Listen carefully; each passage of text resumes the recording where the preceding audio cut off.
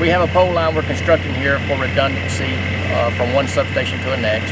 We're setting 55 Class 1 poles. We're constructing about 2 miles of line.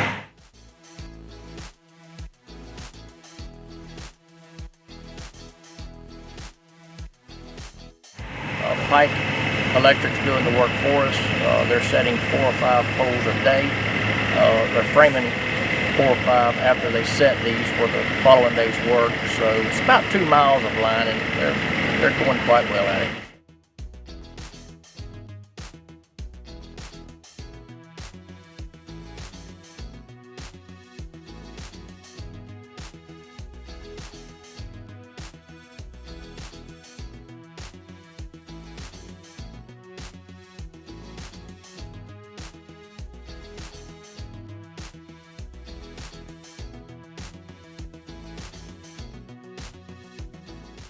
We're using a single axle trailer truck with it being a TRX, so it's handling the poles quite well, and as you can see through the film, they're moving along very good.